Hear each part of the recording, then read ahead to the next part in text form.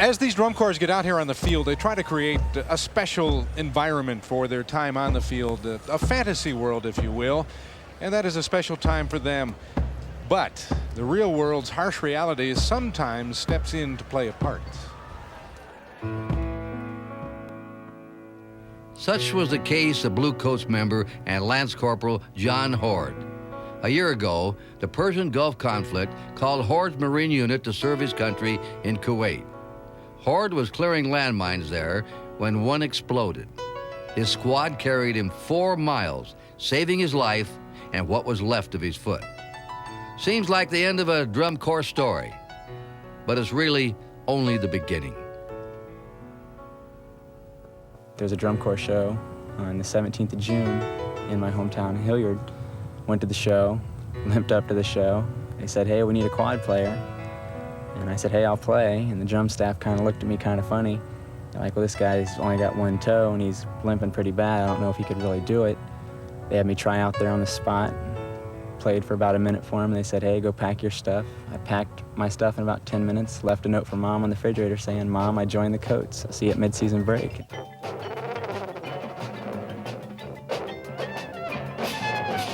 I march in pain every day. I wake up, I have to ice my foot down every morning. It's swollen from the day before. Take some painkillers, go out, put my drums on, march. And every left foot step that I take, it's like a lightning bolt going through my body.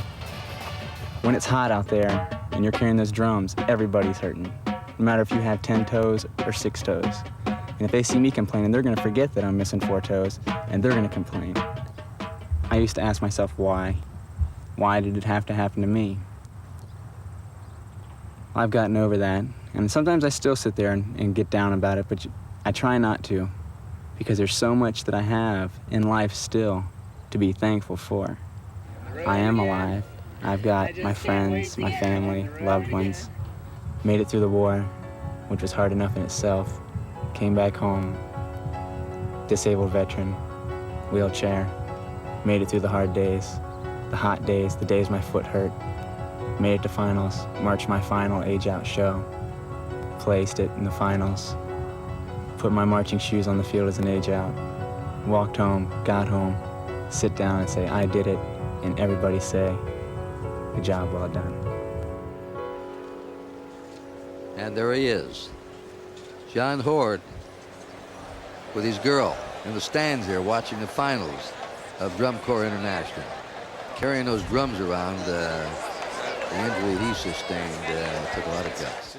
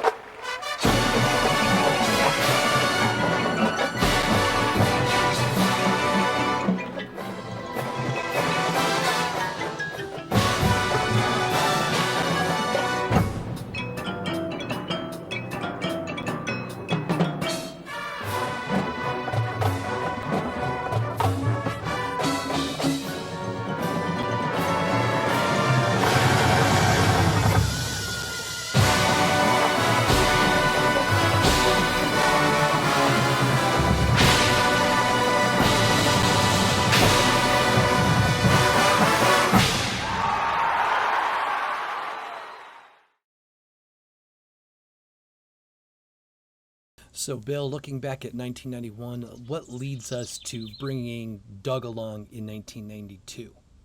A response to the understaffing that we had the year before, in that we felt that it was time to bring in more people to the staff. And I think we might have done that in a lot of different sections. So we brought back Brett Mascaro, and we brought in Doug Thrower. And we probably brought in some other people who's new. Well, Larry Madrano was pretty new that year, and his whole staff, and all the kids that he brought in. So this was just a way to both learn from what we had been doing in the past and make it better, and also bring in people who are experts in their field. And Doug certainly was. Doug was the up and comer. He was the sound of Dutch Boy, and he was the musicianship of the Beatles, all put together, and that was what we were looking for. So, Doug, not a whole lot of people have ever heard your origin story. So tell us how you became a Bluecoat.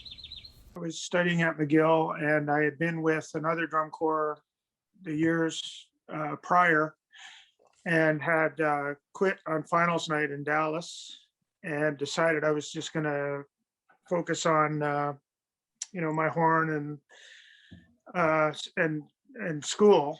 And I got a call from Ted Swaldo about 2 weeks into school.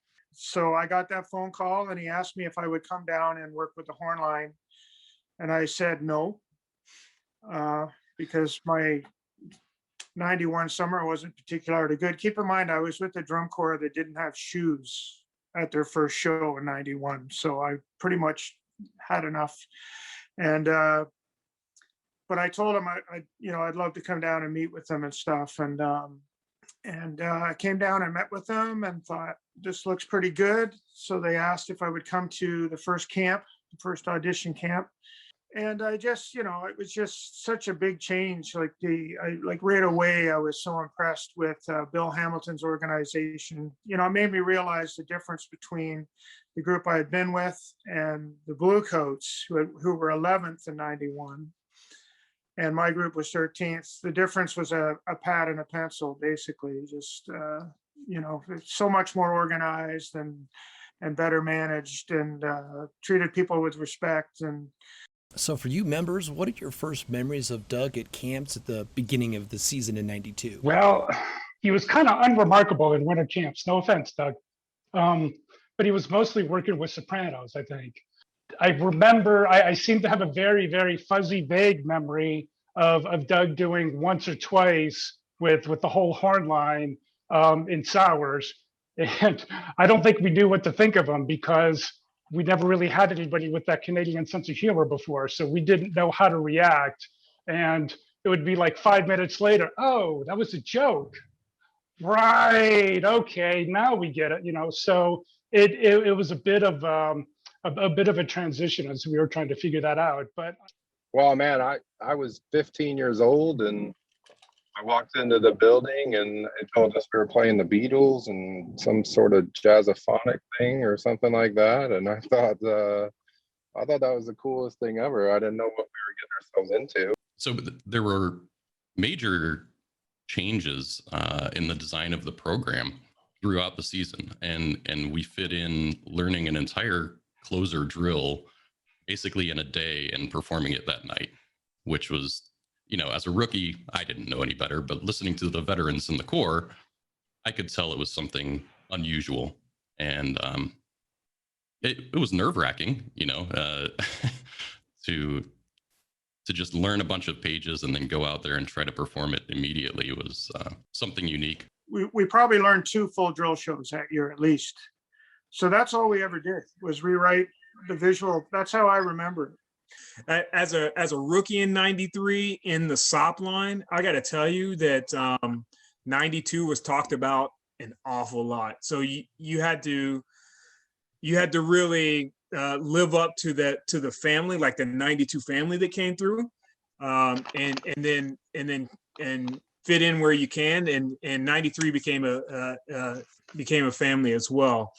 Doug was really good at taking a huge range of students, members, anything from music majors, Charles, high school players, me, people who've never picked the horn up, and teaching us how to play together and be good, sound good.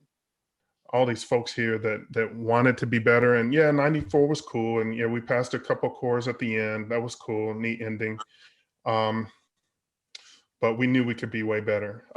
Honestly, it's cool to look at the core sometimes and hear a Samuel or a Willie or a Peyton say, stand by, and go, I remember when we put that in. I remember when we did that. They still do that? Oh my goodness. You know, and to hear them say, I'm not even going to tread on that. That's up to them, about, you know, 6 words. And to hear that and to,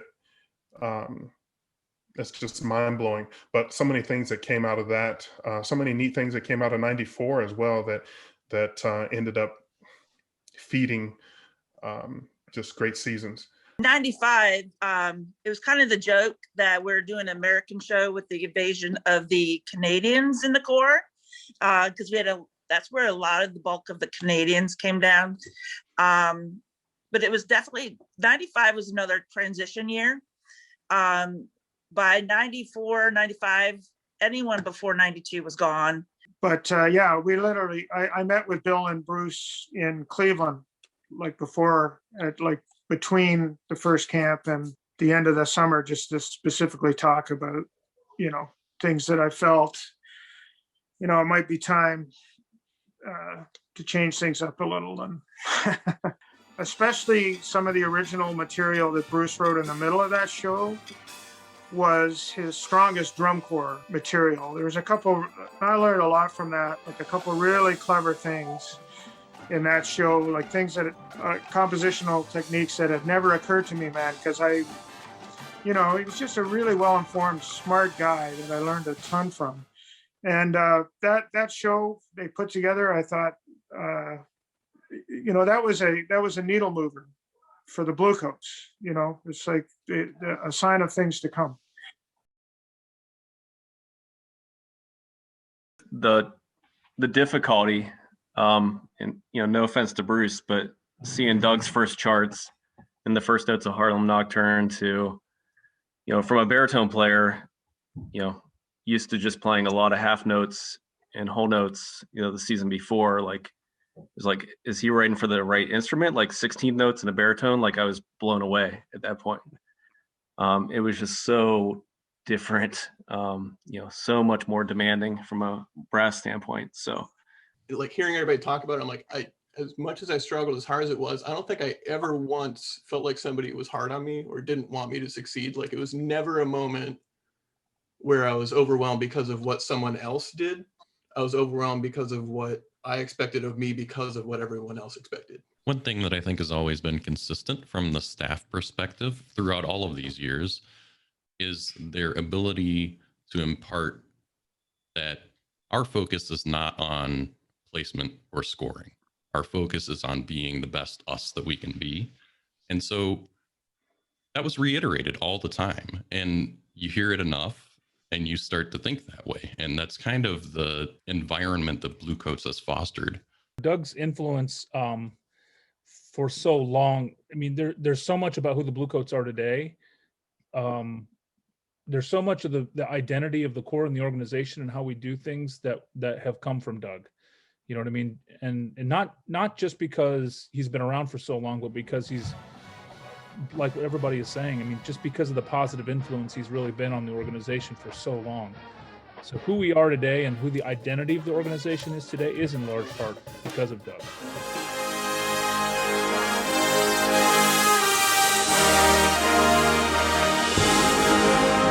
It just warms my heart, you know, to see everybody and brings back so many memories. And when I hear that people are still in touch with each other from all these different years, you know, as long as they're taking care of each other, then I think mission accomplished.